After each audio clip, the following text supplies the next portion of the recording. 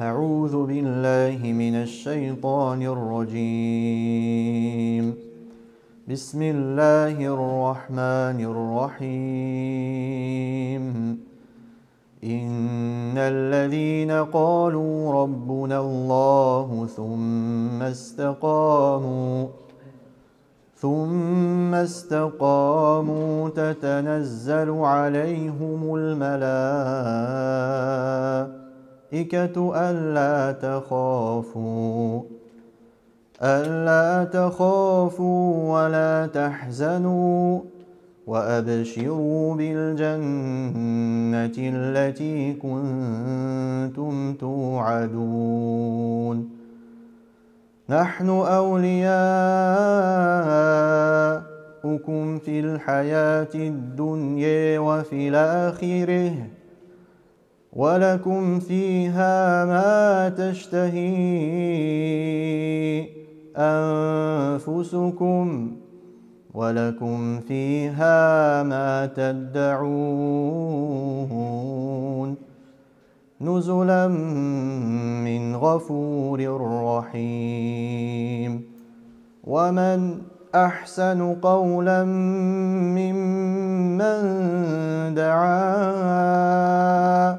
إلى الله وعمل صالحا وقال إنني من المسلمين. ولا تستوي الحسنة ولا السيئة ادفع بالتي هي أحسن فإذا الذي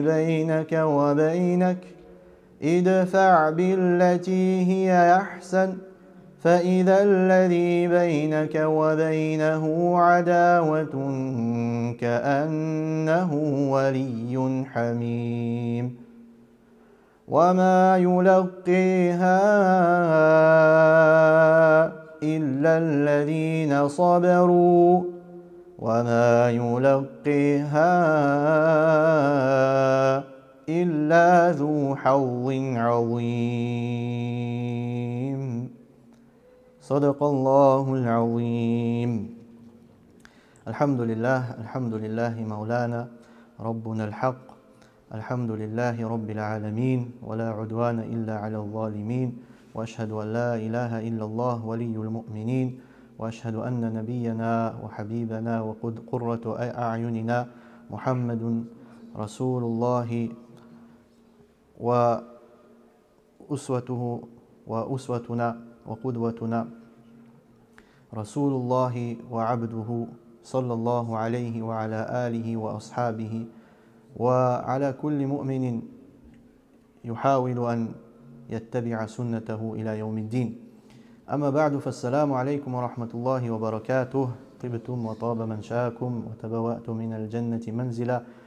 نسأل الله كما أن جمعنا في هذا المسجد على طاعته وذكره أن يجمعنا دائما وأبدا على مثل ذلك وأن يجمعنا في الفردوس الأعلى مع محمد وأصحابه ومع من نحب. آمين يا رب العالمين.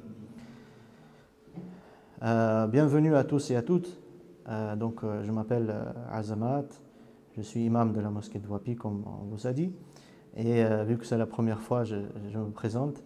Et donc aujourd'hui, Inch'Allah Ta'ala, nous allons parler d'un grand sujet, d'un sujet très important qui est al-istiqamah, qui est comment persévérer sur l'adoration d'Allah, comment rester droit, surtout après le mois de Ramadan, après voilà, les grandes occasions durant lesquelles on se donne à fond, mais ensuite il y a un grand relâchement. J'aimerais bien sûr consacrer et rendre hommage à cette occasion, dans cette assise bénie, mashallah, plein de barakah, rendre hommage à notre frère Boubacar qui s'est fait assassiner lâchement ce vendredi. Qu'Allah subhanahu wa ta'ala accepte son martyr, qu'Allah l'élève en degré, qu'Allah subhanahu wa ta'ala apaise les cœurs de sa famille, de ses proches, et qu'Allah subhanahu wa ta'ala fasse de cet événement un déclencheur pour l'amélioration de l'état de notre communauté. Il faut qu'il y ait des mesures qui soient prises, Inch'Allah ta'ala, de la part de la communauté. Il faut que la communauté se réveille et s'unit, Inch'Allah ta'ala. Et ce n'est pas quelque chose qui est difficile. Nous sommes capables de le faire, bi'idhnillah ta'ala, parce que quand même, c'est la première fois où il y a quelqu'un qui est mort. Il y a eu des tentatives, comme sur l'imam Rachid, hafidhahullah, et il y a eu des tentatives, il y a eu des agressions, il y a eu des choses. Et là, c'est la première fois où carrément dans la mosquée, quelqu'un se fait tuer. Donc l'islamophobie tue maintenant. Et donc il faut prendre des mesures, Inch'Allah ta'ala, et des mesures seront prises, bi'idhnillah ta'ala, toujours dans le respect des règles et des valeurs de la République. Alhamdulillah. Donc, al-istiqama. ما هي الاستقامة؟ الاستقامة هي سبيل النجاح وهي الوسيطة في كل شيء وهي اتباع الكتاب والسنة. Al-istiqama, c'est la persévérance. La persévérance, c'est la voie pour la réussite. Tu ne peux pas réussir si tu n'as pas al-istiqama. Et c'est un moyen et c'est un milieu dans toute chose. Le juste milieu dans toute chose. Et c'est le fait de suivre le Coran, le livre d'Allah et la sunna du prophète sallallahu alayhi wa sallam, ainsi que la voie de nos ancêtres qui étaient sur le droit chemin. وهي سلوك الصراط المستقيم قال الله تعالى لرسوله وللمؤمنين فاستقم كما أمرت ومن تاب معك ولا تطغوا إنه بما تعملون بصير. وقال ابن حجر عليه رحمة الله الاستقامة كناية عن التمسك بأمر الله تعالى فعلا وتركا. Donc Allah subhanahu wa ta'ala dit dans le Coran à son prophète, dans une sourate qui a rendu les cheveux du prophète sallallahu alayhi wa sallam gris. Dans sourate Hud, il a dit fastaqim kama umirt. Et dans un des hadiths, le prophète sallallahu alayhi wa sallam a indiqué que c'était ce verset-là qui a rendu ses cheveux gris. Ses cheveux ont commencé à devenir gris lorsque cette sourate, et plus précisément ce verset-là, est descendu. Fastaqim kama umirt. Reste persévérant comme je t'ai ordonné, dit Allah à son prophète, ainsi que ceux qui sont avec toi. Wala tadghaw, et ne dépasse pas. Innahu bima ta'maluna khabir. Certes, Allah, il voit ce que vous êtes en train de faire. Et Ibn Hajar, un grand savant, il a défini al-istiqama, cette persévérance, de cette façon-là. Il a dit al-istiqama kinayatun 'an at-tamassuk. C'est le fait de s'accrocher bi amrillah, sur les ordres d'Allah, ce qu'Allah subhanahu wa ta'ala nous ordonne, et cela avec les actions et les paroles. Rester droit, s'accrocher au livre d'Allah et les ordres d'Allah, et les ordres d'Allah, tout en appliquant cela sur nos actes et les paroles. نعم. وقد رغب الله المؤمنين وحثهم على لزوم الاستقامة كما في قول الله تعالى وإن هذا أو قرئ وأن هذا صراطي مستقيما فاتبعوه ولا تتبعوا السبل فتفرق بكم عن سبيله. Allah subhanahu wa ta'ala nous recommande cette persévérance en disant et ceci est le droit chemin. وأن هذا صراطي مستقيما فاتبعوه, suivez ce droit chemin. Suivez, ça veut dire accrochez-vous. ولا تتبعوا السبل. Et attention de ne pas vous dévier de ce droit chemin en suivant d'autres chemins. D'ailleurs, le prophète sallallahu alayhi wa sallam a illustré le tafsir de cette sourate en faisant un dessin.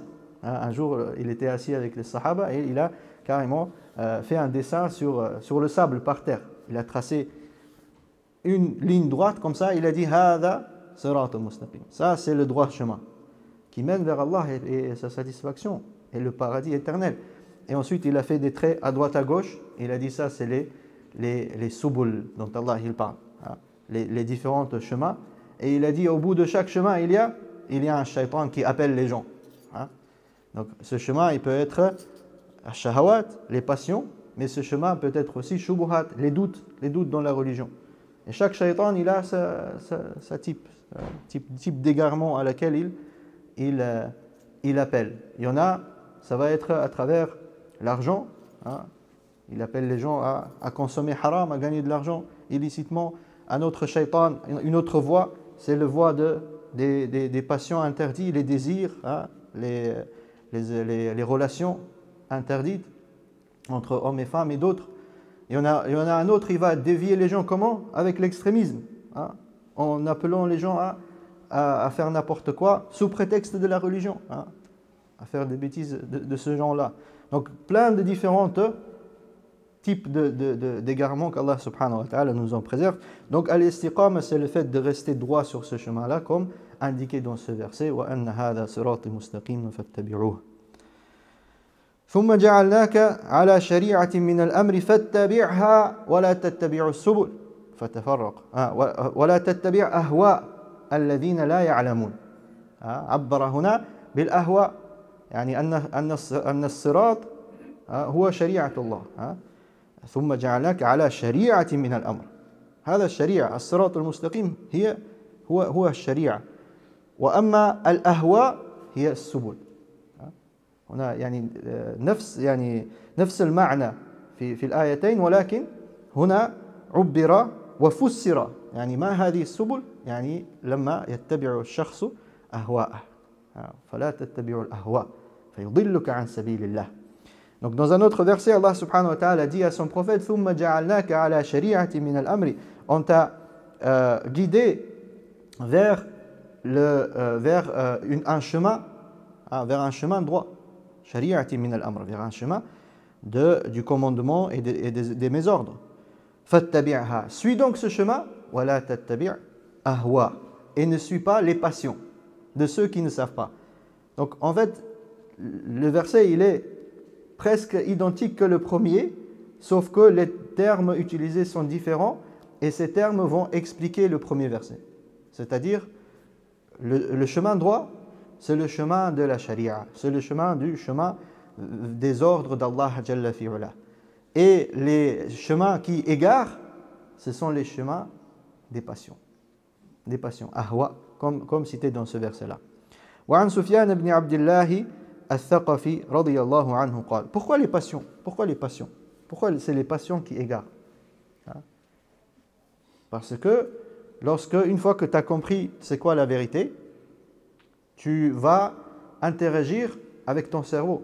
Tu vas suivre ton cerveau qui te guide vers la vérité. Tu vas être raisonnable. Tu vas prendre des décisions raisonnables. Et qu'est-ce qui va t'empêcher à suivre la vérité? C'est souvent les passions, les émotions, les désirs. Pourquoi les gens ne se lèvent pas pour Salat al-Fajr? Je vais beaucoup parler de Salat al-Fajr, je vous préviens.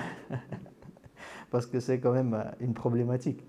Je ne sais pas si c'est le cas dans votre mosquée, mais chez nous, ça s'est vidé. Ça s'est vidé très très... mais chaque année c'est comme ça.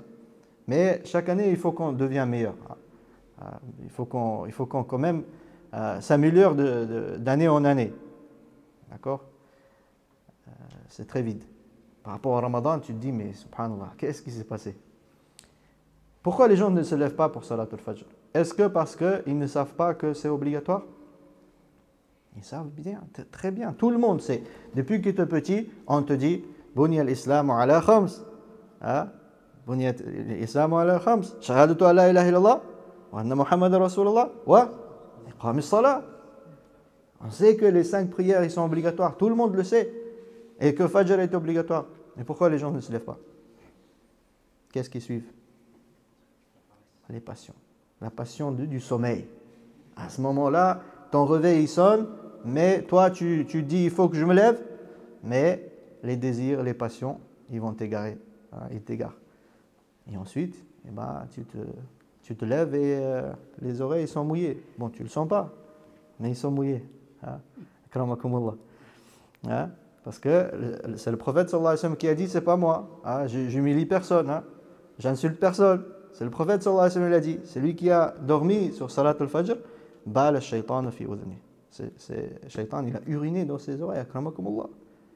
Il a humilié. Donc on est meilleur que ça. On ne peut pas se laisser faire. On ne peut pas se laisser faire par rapport à cela. Il faut qu'on s'améliore. Il ne faut pas qu'on suit les désirs et le sommeil, le fainéantisme. عن سفيان بن عبد الله الثقفي رضي الله عنه قال قلت يا رسول الله قل لي في الإسلام قولا لا أسأل عنه أحدا بعدك قال قل آمنت بالله فاستقم رواه مسلم. وقال عمر بن الخطاب رضي الله عنه الاستقامة أن تستقيم على الأمر والنهي ولا تروغ روغان الثعالب ولا تروغ روغان الثعالب. Donc Sufyan al-Thaqafi, il a été questionné. Il a questionné le prophète sallallahu alayhi wa sallam. C'était un compagnon radiyallahu anhu. Il a dit au messager d'Allah, donne-moi une parole de l'islam. Donne-moi une parole de l'islam. Et je ne te demanderai plus rien après. Yani, donne-moi quelque chose qui va résumer tout, qui va être vraiment une parole la plus précieuse que tu puisses me donner. Il était intelligent, ses compagnons. Sufyan al-Thaqafi. Et il a dit, Qul amantu billah. Dis, je crois en Allah. Dis, je crois en Allah. Ensuite, reste persévérant. Fastaqim, reste, accroche-toi à cette parole que tu as dit. Donc, al-istiqama, la persévérance, c'est une parole que tu dis, mais il faut que tu assumes aussi les actes derrière. Il faut que tu restes effectivement sur ce droit chemin. Parce que les paroles, ça va, on arrive. Oh, moi je suis croyant, je suis musulman, et j'aime Allah, et j'aime son messager, et je connais des nashids, et je chante, et je fais ça. Hein? Les paroles, ça va, les slogans. Mais la pratique, le fond, il est où le fond? Les apparences, ça va. La forme. Mais le fond, il est où? Hein? Le fond, c'est ça, l'istiqama. C'est que les actes suivent derrière. Alors, quels sont les fruits de l'istiqama? ما هي ثمرات للاستقامة؟ فهمنا ما هي الاستقامة؟ فهمنا؟ Est-ce qu'on a compris c'est quoi l'istiqama? On a compris. C'est le fait de rester droit. Quels sont les fruits de cette persévérance? Qu'est-ce que tu obtiens si tu restes droit sur le droit chemin? C'est ce qu'on va voir maintenant. Et ensuite, je vous donnerai, Inch'Allah ta'ala, les conseils pour comment appliquer à l'istiqama, comment obtenir à l'istiqama. Mais d'abord, il faut se réaliser les bienfaits de cela. Il faut que je vous motive à ce que vous soyez motivés pour appliquer les directives. Comment avoir à l'istiqama? Parce que si tu n'as pas les fruits, ça ne va pas te motiver. Quels sont les fruits de l'istiqama? ما هي ثمرات الاستقامة؟ أولا الثبات على الدين. فإن من استقام ثبت ومن ثبت نبت ومن نبت أثمر. ولما قام سفيان الثقفي رضي الله عنه قال حدثني يا رسول الله حدثني بأمر اعتصمت به قال له قل ربي الله ثم استقم. La première chose, c'est que tu vas rester sur la religion d'Allah et tu ne vas pas dévier de cette religion et tu pourras quitter ce monde sur l'islam, sur la religion alors qu'Allah subhanahu wa ta'ala il est satisfait de toi. Ça fait partie des plus grands bienfaits. Le fait que tu auras une belle mort. Husnul khitam. Tu vas partir de ce monde de la plus belle façon. Comme notre frère Abu Bakr. À la mosquée, il est venu nettoyer la mosquée. Il a ressemblé tout, le Joker. Il est venu à la mosquée pour nettoyer la mosquée un jour de vendredi. Il est en train de faire da'wah, il est en train d'apprendre la prière à quelqu'un et il met en sujoud. Qu'est-ce que tu veux de plus, subhanallah? Ça, par exemple, c'est quelque chose qui fait partie des bons signes que cette personne-là, Allah subhanahu wa ta'ala, a pris sa vie alors qu'il est satisfait de cette personne-là. Et ça, c'est le fruit de l'istiqama. Cette personne-là, elle était ferme, Inch'Allah. Là, nous acquiert ahadan ala Allah. Nous savons pas ce qui est dans le monde invisible. Est-ce qu'Allah subhanahu wa ta'ala va pardonner une personne? Mais on l'espère. On l'espère, parce que les signes sont là. On juge par ce qui est apparent. Et c'est bien sûr quelque chose que chacun il devrait espérer. C'est pas mourir maintenant tout de suite. On n'espère pas la mort. Mais on espère partir de ce bas monde de la meilleure façon. Afin d'obtenir al-akhirah. Al-akhirah est le paradis éternel, incha'Allah ta'ala. من الثمرات الاستقامة على دين الله الحياة الطيبة. الحياة الطيبة نعم. قال الله جل في علاه من عمل صالحا من ذكر أو أنثى وهو مؤمن فلنحيينه حياة طيبة ولنجزينهم أجرهم بأحسن ما كانوا يعملون. وقال سبحانه وتعالى وأن لو استقاموا على الطريقة لأسقيناهم ماء غدقا لنفتنهم فيه. والمقصود أنهم لو استقاموا على طريقة محمد صلى الله عليه وسلم وأصحابه رضي الله عنهم بالإيمان والعمل الصالح لأحييناهم في هذه الدنيا حياة طيبة. والآية الثانية عن الجن لأنها في سورة الجن.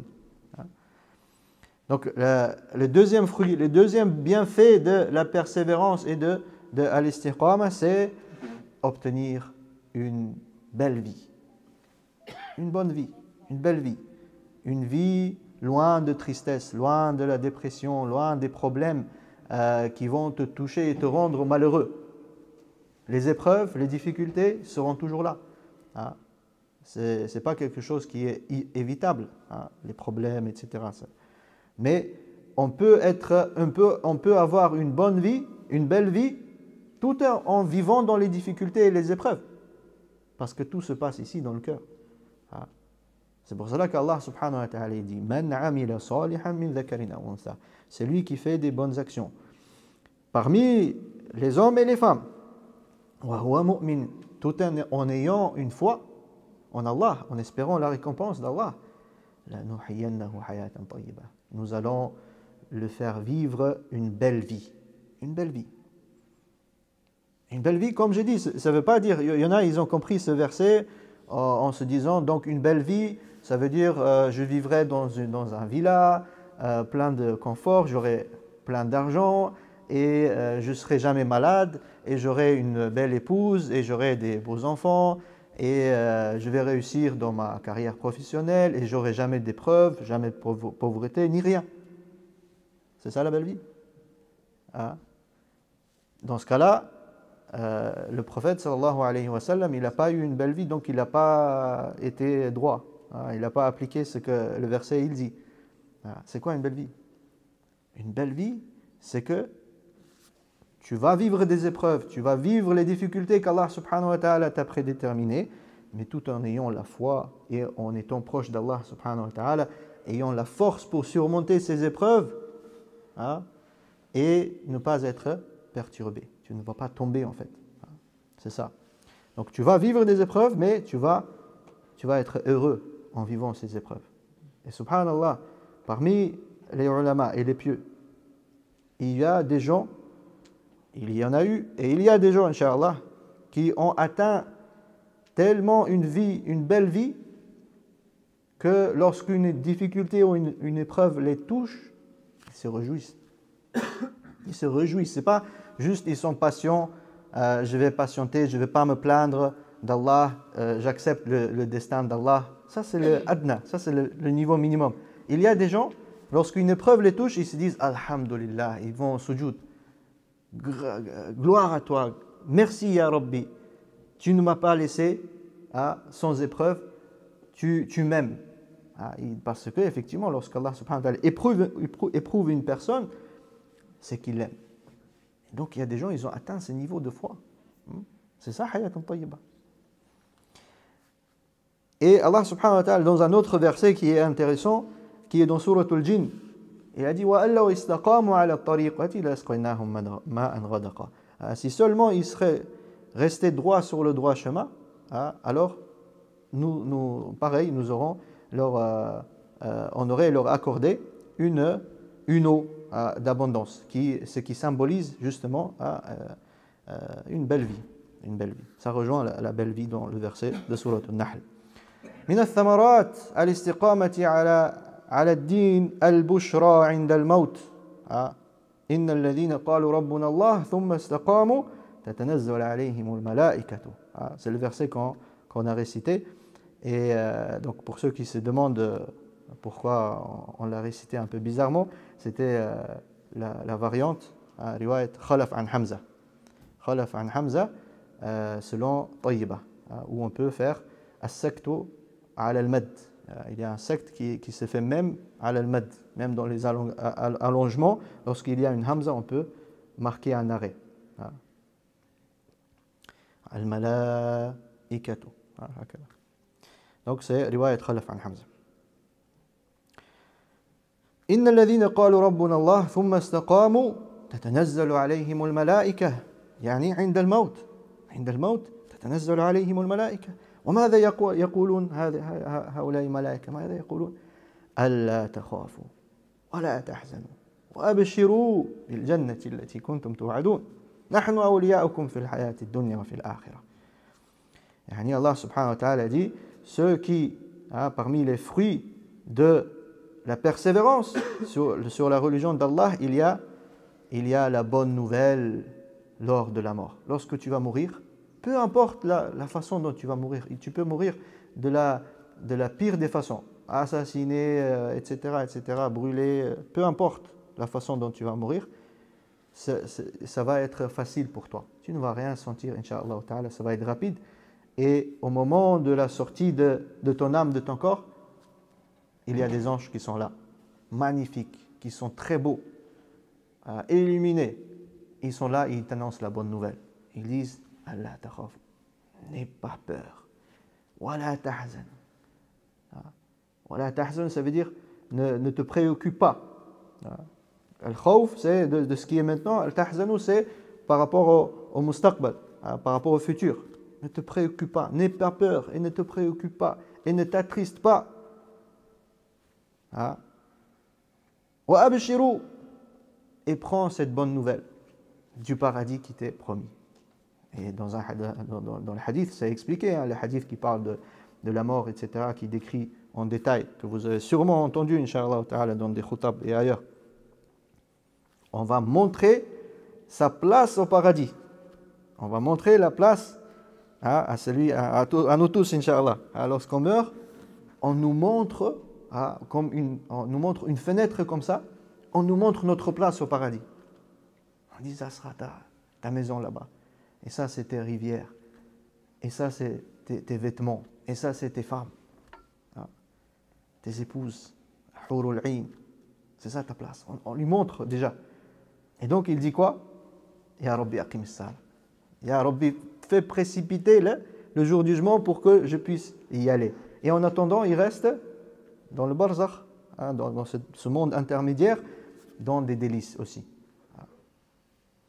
Donc, la bonne nouvelle lors de la mort pour quelqu'un qui reste sur al-istiqama, sur la persévérance. من الثمرات يظلهم الله في ظله يوم لا ظل إلا ظله.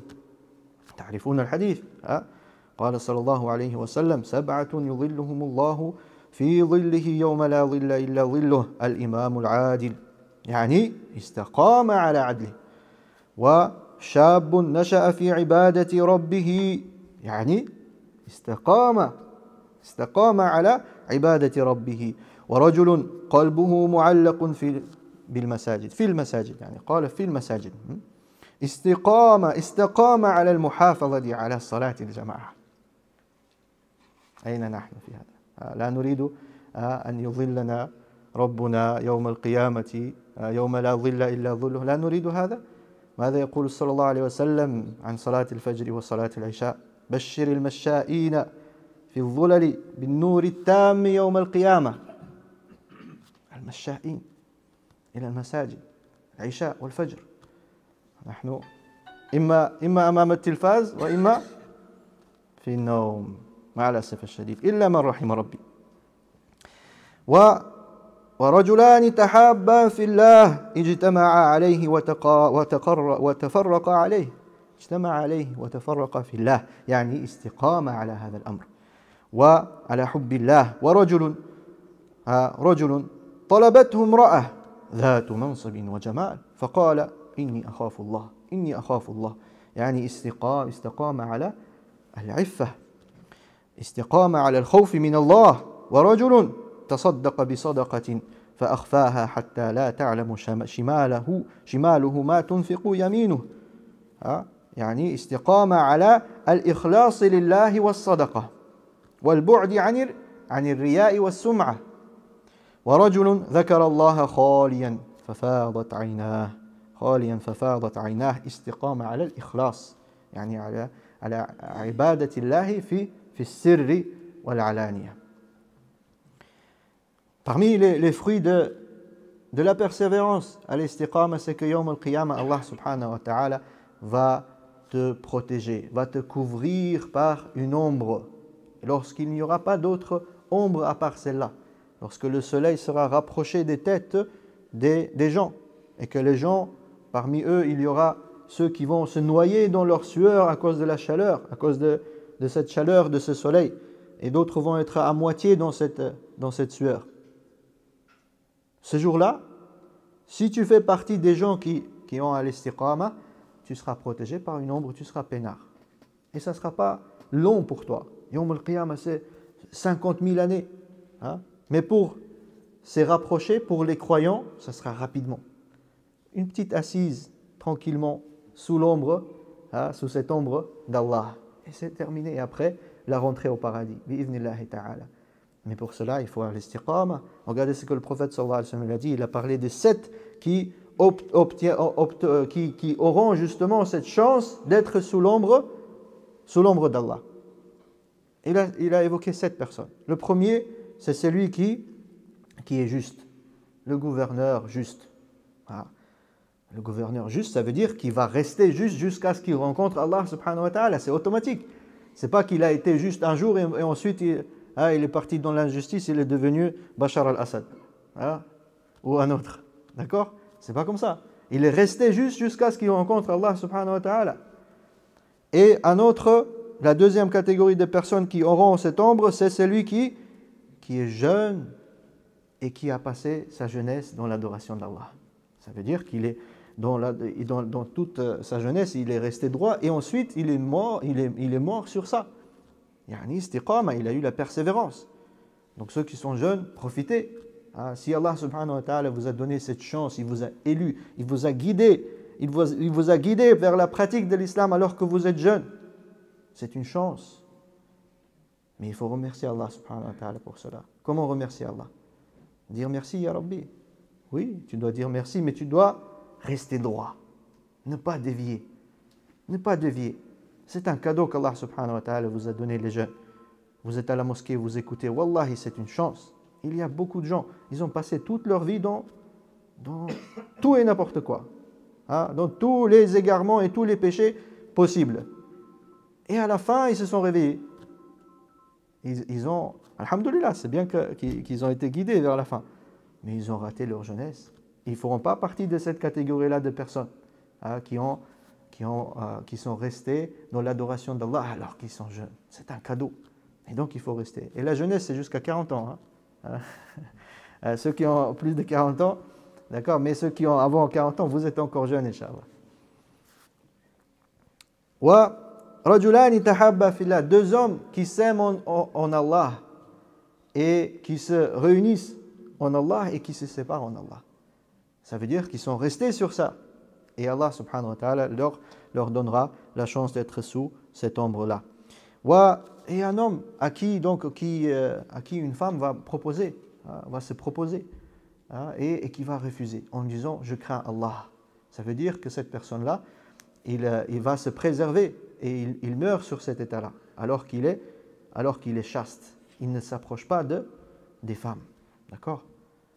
Il va être sous l'ombre d'Allah, Inch'Allah ta'ala. Et un autre homme qui va donner des sadaqat, mais il va les donner tellement discrètement que même sa gauche ne sait pas ce que la droite il a donné.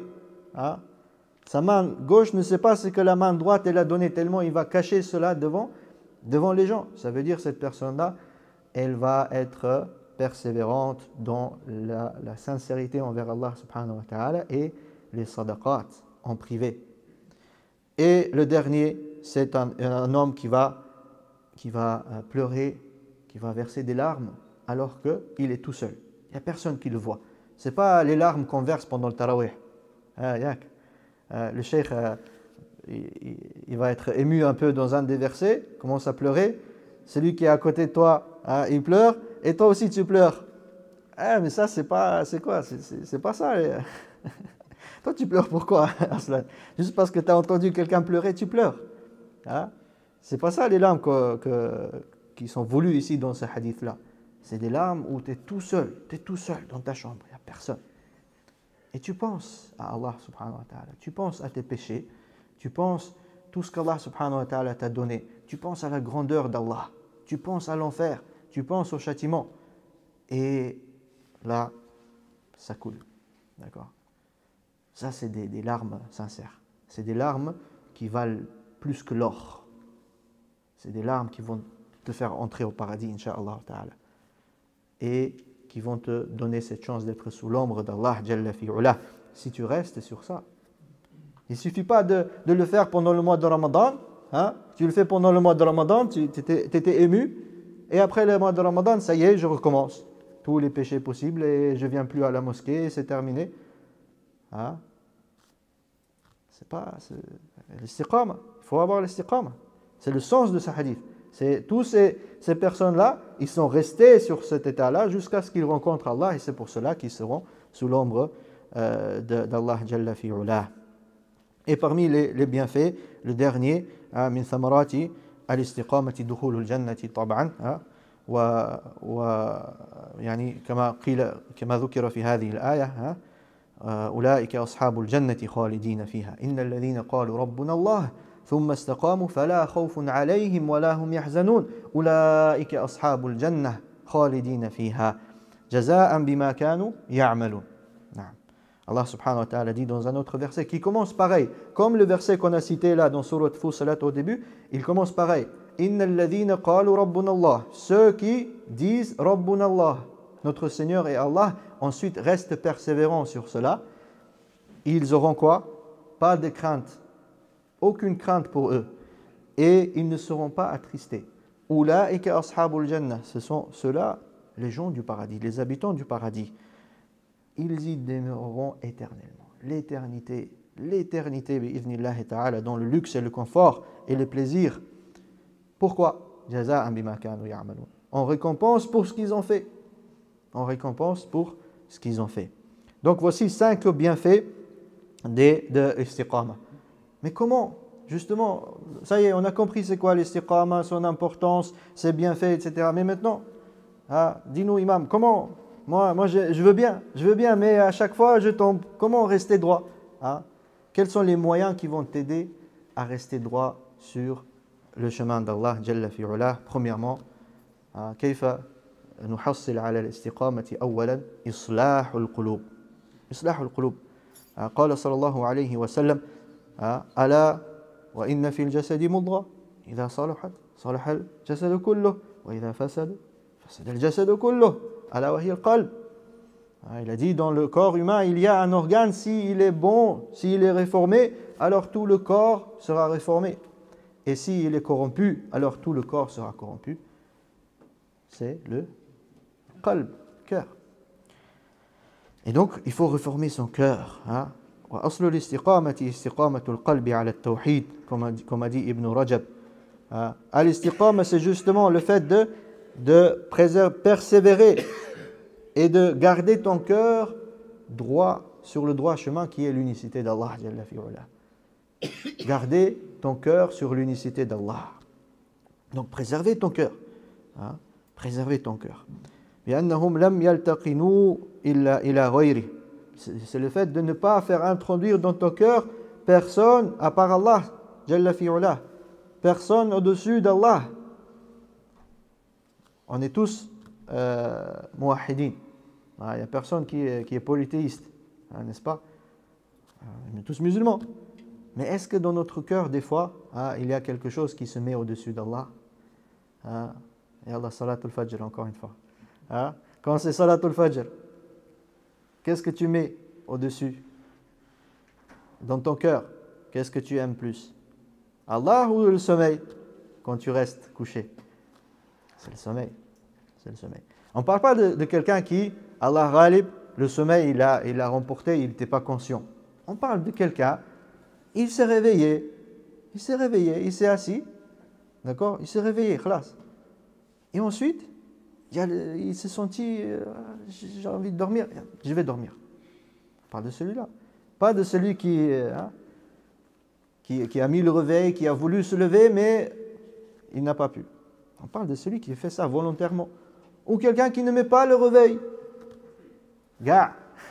Il ne met pas le réveil. Il rentre dans ce péché-là. Il a mis quelque chose au-dessus d'Allah. Dans son cœur, Allah n'est pas au premier rang. Pourquoi il n'a pas mis le réveil? Parce que ce n'est pas important pour lui. Allah ne compte pas pour lui. C'est le sommeil, c'est le luxe, c'est le confort, c'est les amusements, c'est les divertissements avant de dormir. Il préfère ça. Parce que souvent, pourquoi on ne se lève pas? Pourquoi on n'a pas d'énergie si on ne se lève pas le matin? Pourquoi? Parce qu'on est resté tard sur les écrans, à faire n'importe quoi, à parler aussi de tout et n'importe quoi avec les sahab.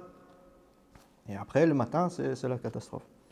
Donc, Islah al-Qulub, le fait de réformer le cœur, c'est ça qui va, Inch'Allah Ta'ala, être une cause pour que tu restes droit sur le droit chemin, Inch'Allah Ta'ala. Et bien sûr, le cœur, ça se travaille. Le cœur, ça se travaille par beaucoup de choses. On devrait peut-être faire une autre conférence carrément sur ça. Comment réformer son cœur, comment réformer son cœur. Et il y a des choses très importantes à dire sur ce sujet-là, mais c'est beaucoup. En résumé, le cœur va se réformer avec ikhlasu lillah, avec la sincérité d'Allah. Le cœur va se réformer avec l'amour pour Allah Jalla fi'ula. Il faut que Allah subhanahu wa ta'ala soit le plus aimé dans ton cœur. Si tu aimes quelque chose plus qu'Allah, ton cœur est corrompu. Al-ikhlas wal-mahabba wa al-muraqaba. Il faut que tu installes dans ton cœur al-muraqaba, qui est le fait d'être conscient qu'Allah il te surveille tout le temps, il est tout le temps là. Sentir sa présence. Ça rejoint le ihsan que le prophète sallallahu alayhi wa sallam a cité. Le cœur va être réformé aussi avec la patience pour Allah Jalla fi'ulah et espoir. Donc voici quelques pistes pour améliorer, pour réformer son cœur. D'accord?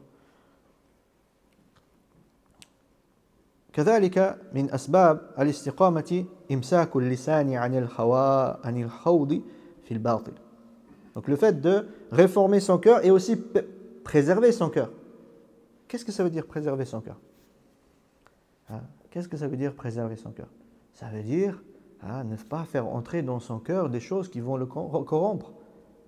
Et comment on fait rentrer des choses dans le cœur? Il faut ouvrir le cœur, faire une opération. C'est de ça dont on parle? Ou il y a d'autres portes au cœur? Quelles sont les portes vers le cœur? L'aïn, les yeux, les oreilles, les pensées. Donc si toute la journée, tu fais entrer que al-batil, que les mensonges, en regardant que ce qui est mauvais, tu regardes que ce qui est mauvais dans ton fil d'actualité, là, dans ton scroll, là, c'est ce qu'on fait toute la journée comme des zombies. Si toute la journée tu fais que ça, qu'est-ce que tu fais entrer dans le cœur? Le Coran. Non. Tu fais entrer des bonnes paroles? Non, que du mauvais. Donc c'est normal que le cœur après il est corrompu. Si par tes oreilles tu n'écoutes que ce qui est mal, les mauvaises paroles, des rappeurs et d'autres, des mauvaises paroles, que ce soit la musique ou d'autres choses, des insultes, comment les jeunes parlent aujourd'hui.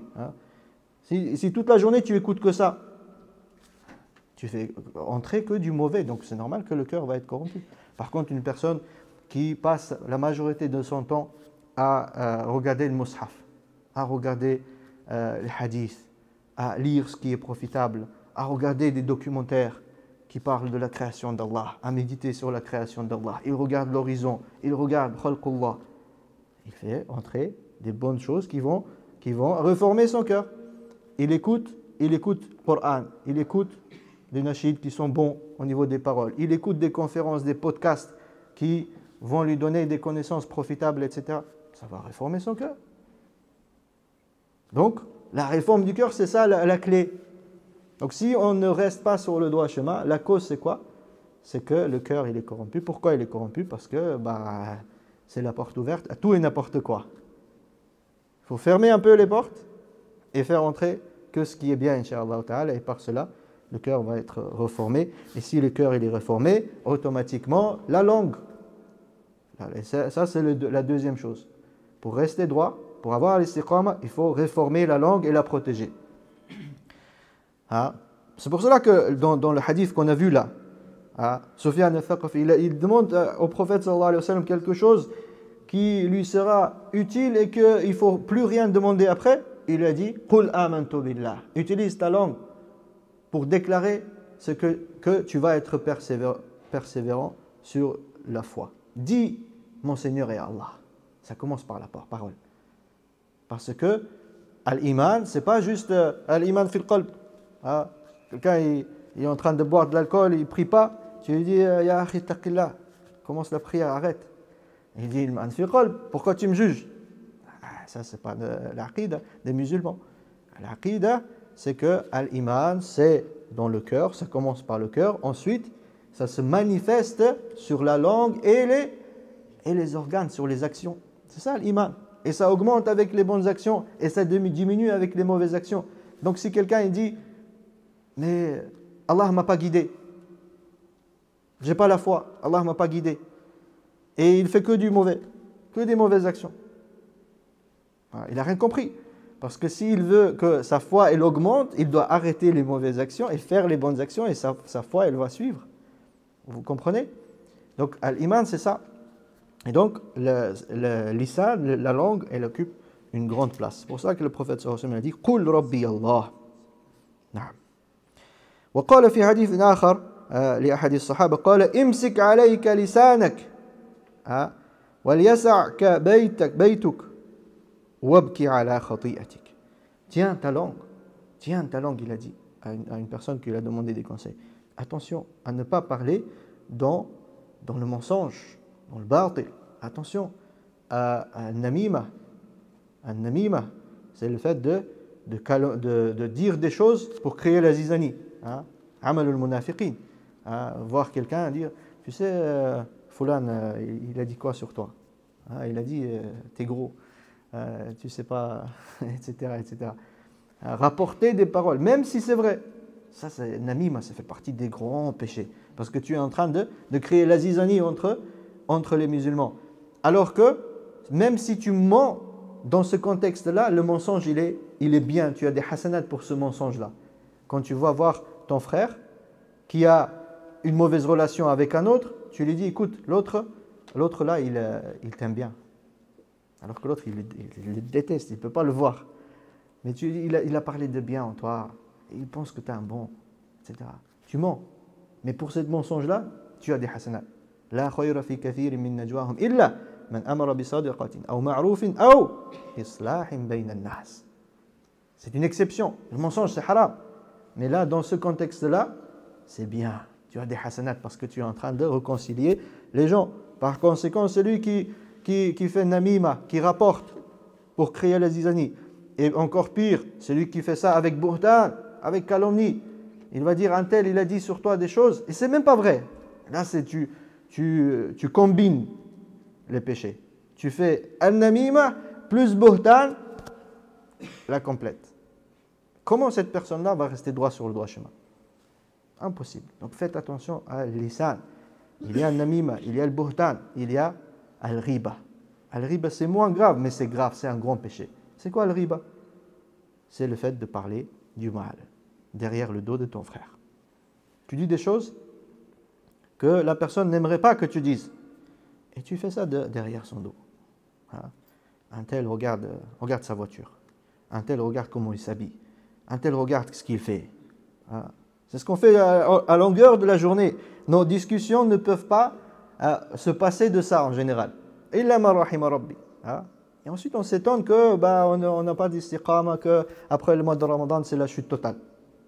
Oui, imsik alayka hada. Tiens ta langue, parce que la langue c'est un organe qui va influer sur ton cœur. Le prophète sallallahu alayhi wa sallam a dit Qul Rabbi Allah. Multiplie le dhikr, avec ça tu vas reformer ton cœur. Donc si tu le fais le contraire, tu vas pourrir ton cœur. Et après c'est terminé. Wa nas'alullaha as-salamata wal afiyah. فمن أراد أن يستقيم على طاعة ربه حتى الموت فعليه أن يمسك لسانه على الخوض في الباطل لأن الخوض في الباطل سبب لدخول النار. قال الله تبارك وتعالى عن أهل النار قيل لهم ما سلككم في سقر قالوا لم نكن من المصلين ولم نكن نطعم المسكين وكنا نخوض مع الخائضين. Les gens de l'enfer, on leur dira, qu'est-ce qui vous a amené à Saqar? Saqar, c'est un nom de l'enfer. Qu'est-ce qui vous a emmené dans cet endroit horrible, terrible? C'était quoi? Ils diront, nous ne faisions pas la prière et nous faisons quoi? On refusait de nourrir les pauvres et nous faisons partie de ceux qui parlaient dans le batil. Nous avons proclamé des mensonges, nous avons fait namima, buhtan, el riba. C'est ça qui nous a emmenés dans cet endroit. Troisième chose, musahabatu as-salihin wa mujalasatuhum. قال صلى الله عليه وسلم إنما مثل الجليس الصالح والجليس السوء كحامل المسك كحامل المسك ونافخ الكير فحامل المسك إما أن يحذيك وإما أن تبتاع منه وإما أن تجد منه ريحا طيبة ونافخ الكير عفوا إما أن يحرق ثيابك وإما أن تجد ريحا خبيثا رواه مسلم. نعم. وقال صلى الله عليه وسلم لا تصاحب إلا مؤمنا لا تصاحب إلا مؤمنا ولا يأكل طعامك إلا تقي. وقال الرجل على دين خليله الرجل على دين خليله فلينظر أحدكم من يخالل. L'entourage, ta compagne, ta compagnie, avec qui tu traînes, c'est ça qui va influencer sur est-ce que tu vas rester sur le droit chemin ou est-ce que tu vas dévier. C'est simple. Le prophète sallallahu alayhi wa sallam nous a donné un exemple. Il a dit, celui qui est avec toi, il est soit comme un parfumier, soit comme quelqu'un qui souffle dans le goudron. Et il a dit, celui qui est parfumier, soit tu vas obtenir un misk, un parfum, voilà, soit au moins tu vas sentir sa bonne odeur. Tu vas sortir avec des émotions positives. Alors que l'autre, celui qui travaille avec le charbon, eh ben, soit tu vas te salir, soit tu vas te faire mal, soit tu vas te brûler, etc. Donc l'influence de l'entourage. Et le prophète sallallahu alayhi wa sallam a dit clairement, il a dit la tusahib illa mu'mina. Il faut que ton entourage soit croyant. Il faut que ce soit des croyants. Attention, ça ne veut pas dire maintenant qu'on ne peut pas rester boire un café avec nos collègues, avec les camarades de classe, etc. Il n'y a pas de souci, il faut avoir des relations avec tout le monde. Mais la majorité de ton temps, il faut que tu sois entouré avec des gens qui vont t'influencer positivement. Des gens qui apprennent le Coran, qui fréquentent la mosquée, etc. etc. C'est ça qui va faire pour que tu restes droit. Mais si tout le temps tu traînes avec ceux qui dealent, un jour tu vas dealer. Si tu traînes avec ceux qui fument, un jour tu vas fumer, etc. etc. Wala ya'kul ta'amaka illa taqi. Même par rapport à la nourriture, essaye de manger qu'avec ceux qui craignent Allah. Parce que si tu manges avec ceux qui ne craignent pas Allah, peut-être que toi aussi tu vas manger ce qui est haram. Et le prophète sallallahu alayhi wa sallam, il a dit ar-rajulu ala dini khalilih. L'homme est sur la religion de son ami intime. Regarde ton meilleur ami, sa religion c'est ta religion. Sa voix c'est ta voix. Si lui il est droit sur l'istiqama, Inch'Allah toi aussi tu le seras. Sinon, alors attention à toi. Attention, parce que c'est ça qui va influencer sur toi. Tôt ou tard. Peut-être qu'au début tu dis non mais t'inquiète, c'est moi qui va l'influencer, je vais lui faire da'wah, etc. etc. Peut-être. Mais si au bout de quelque temps, s'il ne change pas, etc., peut-être que c'est lui qui t'influence. Fais attention à ça. لزوم الاتباع وترك الابتداع فاتباع الكتاب والسنة والاستمساك بهما ونختم بهذا إن شاء الله من أقوى وسائل الثبات على الاستقامة في الدين حتى الموت قال الله تبارك وتعالى قل إن كنتم تحبون الله فاتبعوني يحببكم الله ويغفر لكم ذنوبكم وقال سبحانه فإن تنازعتم في شيء فردوه إلى الله والرسول إن كنتم تؤمنون بالله واليوم الآخر وقال فليحذر الذين يخالفون عن أمره أن تصيبهم فتنة أو يصيبهم عذاب أليم. Parmi les choses qui vont te garder droit sur le droit chemin, et ici ça va être plus au niveau de ta croyance et de ta méthodologie et ta voie dans la religion, c'est le suivi strict du prophète sallallahu alayhi wa sallam et de sa voie. Et le fait de s'éloigner de tout ce qui est innovation, de tout ce qui est des idées nouveaux qui ne sont pas basées sur rien. D'accord? Donc, ça fait partie des moyens pour préserver sa religion et d'être persévérant sur l'islam. Allah subhanahu wa ta'ala dit « Qul in kuntum tuhibbun Allah » dit ô Muhammad, si véritablement vous aimez Allah, alors suivez-moi. Alors Allah vous aimera. Donc si vous voulez obtenir l'amour d'Allah, elle est conditionnée par le suivi du prophète Muhammad sallallahu alayhi wa sallam. Et ça, retenez-le et propagez-le, enseignez-le à vos enfants. Il n'y a pas de voie autre vers la satisfaction d'Allah, vers l'amour d'Allah, vers le paradis, à part le suivi du Muhammad, de notre prophète Muhammad sallallahu alayhi wa sallam. Il n'y a pas d'autre voie. Et celui qui vous raconte cela, c'est un charlatan. C'est un charlatan, il n'est plus musulman. Quelqu'un qui dit, il y a une autre voie vers le paradis, vers Dieu, il n'est plus musulman. Il contredit le Coran, il contredit le prophète sallallahu alayhi wa sallam. Donc ça, c'est très très important. Et c'est ça qui a fait dévier beaucoup de gens de l'islam. Ils se sont influencés, ils se sont laissés influencer par un tel penseur, Zahma, réformiste et tout. Moi, je vais vous dire, moi je sais. Pendant 14 siècles, les savants musulmans qui ont passé leur vie à étudier l'islam, etc., tous les pays musulmans, eux tous, ils sont dans l'égarement. Moi, je sais. Moi, parce que moi, j'ai... Qu'est-ce que tu as, toi? Qu'est-ce que tu as de spécial? Moi, je sais, ça, c'est comme ça, et ça, c'est comme ça. Et il est sur TikTok et sur Instagram et sur tous les réseaux possibles. Il influence les gens. Dans quoi? Pour que les gens suivent une autre voie que la voie du prophète Mohammed sallallahu alayhi wa sallam. Est-ce que vous voyez le danger? Ça, c'est de la mécréance dure, ouverte, grande mécréance qui fait sortir la personne de l'islam. Allah subhanahu wa ta'ala nous dit aussi فَإِن تَنَازَعْتُمْ فِي شَيْءٍ فَرُدُّوهُ إِلَى اللَّهِ وَالرَّسُولِ إِن كُنتُمْ تُؤْمِنُونَ بِاللَّهِ وَالْيَوْمِ الْآخِرِ. Si jamais vous vous disputez au sujet de quelque chose, alors renvoyez-le vers le livre d'Allah, vers Allah et son messager. C'est ça la balance. Le Coran et la Sunna, c'est la balance des choses. D'accord? Il faut régler tous ces problèmes selon le Coran et Sunna. Si véritablement vous êtes croyant. Et donc si jamais tu es sur une autre voie que le livre d'Allah et la Sunna du prophète sallallahu alayhi wa sallam, ne t'étonne pas qu'un jour tu vas lâcher. Tu ne vas pas être persévérant, ni dans tes adorations, ni dans ta croyance, ni rien. وقال سبحانه وتعالى فليحذر الذين يخالفون عن أمره. Un verset très très fort avec lequel Inch'Allah ta'ala on va terminer. Allah subhanahu wa ta'ala dit à la fin de Sourate An-Nur, attention à ceux qui فليحذر الذين يخالفون عن أمره, ceux qui vont contredire les ordres, les enseignements du messager d'Allah sallallahu alayhi wa sallam, أن تصيبهم فتنة, qu'une tentation, qu'une épreuve les touche, أو يصيبهم عذاب أليم, ou un châtiment douloureux les touche.